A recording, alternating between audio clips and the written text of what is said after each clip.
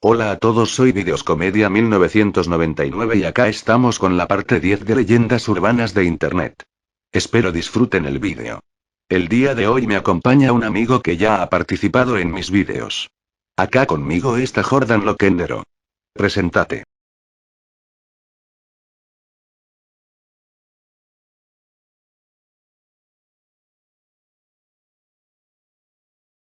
Hola a todos, soy Jordan Loquendero y hoy vengo a acompañar a Videoscomedia 1999 es su video. Jordan Loquendero, ¿quieres asustar al público con tu leyenda?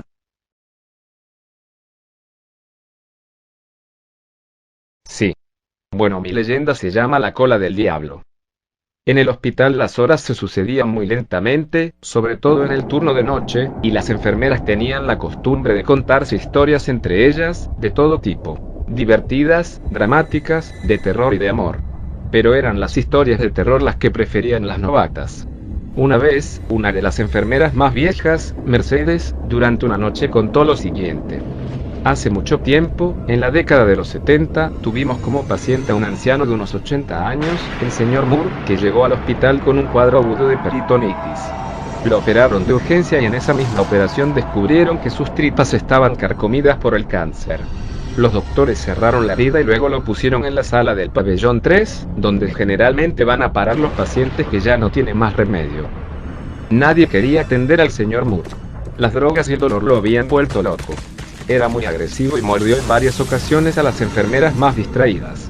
Lo ataron a la cama, pero aún así trataba de mordernos si nos acercábamos demasiado. Sus dientes castañeaban en el aire y aún recuerdo ese ruido escalofriante que hacían al chocar entre sí. Tip tip tip tip. Una noche, escuché el timbre de uno de los pacientes y al ver el tablero me di cuenta que se trataba de la habitación de Moore. Como yo era la más nueva, generalmente me mandaban a mí, por lo que no tuve más remedio que ir a ver qué pasaba. Pero cuando llegué a la habitación me encontré con una sorpresa. La cama de Moore estaba vacía, y había sangre en el centro de las sábanas. Mucha sangre. El paciente que compartía la habitación con él era quien había apretado el timbre, para alertarnos. Salí de la habitación para buscarlo, y de repente me sentí embargada por un terror inexplicable, que me sacudió de pies a cabeza. Ustedes saben que el pabellón 3 es un lugar de por sí tétrico, la gente muere ahí todos los días, se escuchan lamentos, llantos, gemidos. Los pasillos siempre están mal iluminados y huelen muy mal, aunque uno termina por acostumbrarse. Miré hacia abajo y vi que un rastro de sangre se dirigía hacia los ascensores. Seguí el rastro con la mirada y al llegar al extremo del pasillo, donde hay una curva, vi que algo se arrastraba sobre el suelo. Parecía una serpiente. Al principio pensé que era una serpiente, pero luego, con horror, me di cuenta que se trataban de las tripas del señor Moore. Se le había abierto la herida y arrastraba las tripas como una horrible cola de unos 10 metros de longitud. Se tambaleaba en dirección a la puerta abierta del ascensor, con aquella asquerosidad siguiéndolo. Corrí hacia él y resbalé en la sangre del piso. Y creo que fue una suerte, porque cuando el señor Moore se metió al ascensor se dio vuelta y me sonrió. Fue la sonrisa más maligna y demencial que vi en mi vida. Sus ojos estaban negros por el dolor o la locura. Apretó el botón de la planta baja, y las puertas del ascensor se cerraron. Y gran parte de sus tripas había quedado afuera. No necesito decirles lo que ocurrió cuando el ascensor bajó, tampoco quiero hacerlo, porque fue repugnante y estremecedor. Incluso los médicos más experimentados vomitaban al ver el interior del ascensor. Pero el horror no terminó allí.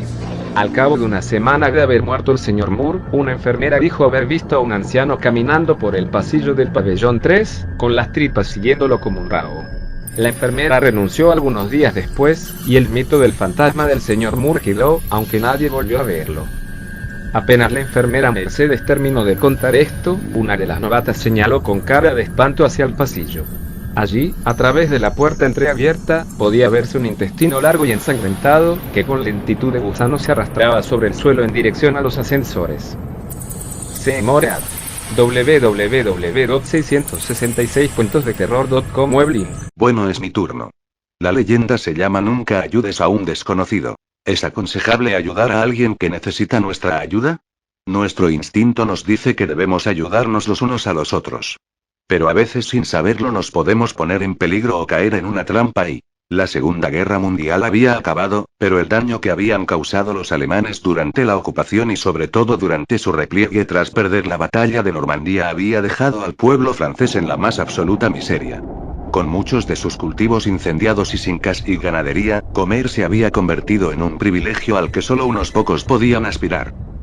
En medio de este caos acceder a un trozo de carne o un huevo era casi imposible y solo en el mercado negro se podía conseguir un alimento fresco que llevarse a la boca. Por supuesto, sus desmesurados precios eran controlados por un grupo de gente sin escrúpulos que eran capaces de ver morir de hambre a sus compatriotas con tal de aumentar su fortuna.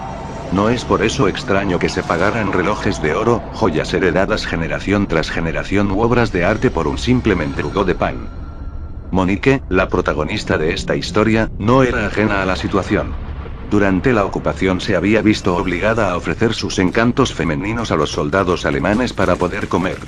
Por este motivo, entre una multitud de gente casi famélica, por un hambre prolongada durante meses, si no años, Monique destacaba por su lozanía y por tener algún kilito de más, algo totalmente inusual y que la hacía verse más atractiva que la mayoría de las mujeres de su era. Monique sabía que esa era su mejor arma para seguir consiguiendo comida, pero la situación se había vuelto tan tensa que ya nadie parecía requerir sus servicios, preferían comer, que su compañía. Un poco angustiada por el hambre, que por primera vez empezaba a sufrir desde que comenzó el conflicto, recorría el mercado buscando a alguien a quien poder convencer para que le diera una pieza de fruta o un trozo de pan. Algo de carne era algo impensable ya que el único puesto que aún la despachaba tenía unos precios prohibitivos y sus distribuidores parecían inmunes a sus encantos.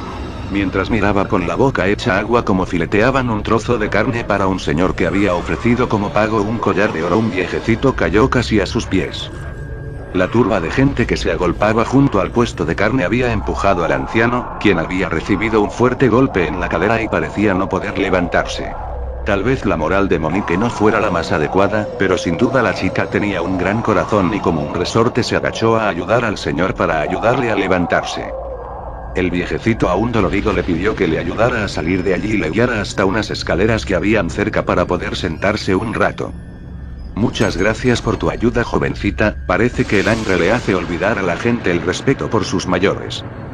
Esto es un verdadero caos, dijo Monique. No debería acercarse a ese maldito puesto de carne, las personas se vuelven como animales cuando empiezan las pujas. Pero si no me hubiera acercado ahora no tendría esto, dijo el anciano mostrando un paquete con aproximadamente 1 kilo de carne. Los ojos de Monique se abrieron como platos, no había visto la carne tan cerca en semanas. ¿Cómo te llamas, jovencita?, dijo el señor, que esbozaba una maliciosa sonrisa mientras Monique tenía los ojos clavados en la comida. Monique dijo sin apartar su mirada de la carne. Hagamos un trato, Monique, dijo el viejo, que sabía que la chica había picado su anzuelo. Si me ayudas a llevar este trozo de carne a mis hijos que viven cerca de aquí, te prometo un filete para ti sola. Al fin y al cabo un favor se paga con otro y yo casi no puedo caminar con el dolor que tengo en la cadera. Monique, que no podía salir de su asombro por tan gentil oferta, solo acertó a asentir con la cabeza mientras miraba al anciano. Este le extendió el paquete y le pidió que esperara un momento mientras escribía en un papel que metió dentro de un sobre que posteriormente cerró. Ya de paso aprovecho para que le entregues esta carta a mi hijo Matías, dijo el viejo quitándole importancia, si no, no se va a creer que te he prometido un trozo de carne por el encargo, jeje. Tras despedirse del señor, que aún se sujetaba la cadera con la mano en un claro síntoma de dolor, Monique se dirigió hacia la dirección indicada. Quedaba al otro lado de la plaza, cruzando el mercado, pero algo le perturbó cuando había avanzado solo unos metros. Uno de los vendedores en el puesto de carne parecía esbozarle una sonrisa, pero no una de esas que le regalaban los hombres para ganarse sus favores. Había algo perverso o malicioso en ella. Bajó la cabeza un poco asustada y como si su instinto femenino le avisara, sintió que algo raro estaba pasando. Se giró para mirar al anciano, pero allí ya no había nadie. ¿Cómo podía haberse ido tan rápido y escasos segundos antes no podía ni levantarse? Continuó su camino hacia la dirección marcada, pero había algo en su interior que le decía que tuviera cuidado, una especie de intuición o sexto sentido que le pedía que saliera corriendo y nunca entregara esa carne. Pero como ya habíamos dicho, Monique era una chica honesta que se veía incapaz de robarle a un anciano y a pesar de su miedo, prosiguió con su encargo. Pero algo la detuvo una vez que llegó al lugar marcado. La dirección exacta estaba en un oscuro y recóndito callejón que quedaba oculto de la mirada indiscreta de todo el que paseara por la calle principal. Ligeramente asustada por la idea de que el viejo hubiese ideado un plan para violarla, decidió que lo mejor era no arriesgarse, así que ofreció una moneda de pequeño valor a un muchacho de la calle para que terminara el encargo. Le esperaba en la esquina mientras observaba cómo el chiquillo llamaba a una sucia puerta de madera en la que se abrió una mirilla por la cual un hombre se asomó para ver quién había llamado y comprobar que no hubiera nadie más con él.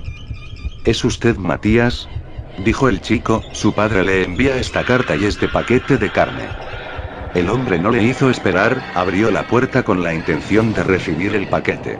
Pero para sorpresa de Monique, que observaba todo desde la distancia, no agarró el paquete de carne, sino que sujetó fuertemente la muñeca del muchacho y de un tirón lo metió dentro de la casa cerrando la puerta con fuerza. Se comenzaron a escuchar gritos que fueron acallados en pocos segundos y el bullicio ensordecedor de la plaza había silenciado al pequeño. Pero Monique había sido testigo de todo, así que gritando se dirigió a un par de militares que sabía que siempre vigilaban que todo estuviera en orden cuando el mercado se abría. Por favor, ayuda, acaban de secuestrar a un niño, dijo Monique mientras tiraba del brazo de uno de los soldados guiándole hacia el lugar. En menos de un minuto los militares se encontraban golpeando la puerta del lugar en el que había desaparecido el niño. Un fuerte alboroto se escuchó en el interior del edificio. Un par de hombres vociferaban y golpeaban la puerta desde el interior. Parecía que estaban colocando muebles y otros objetos pesados para evitar que se abriera con las patadas de los soldados.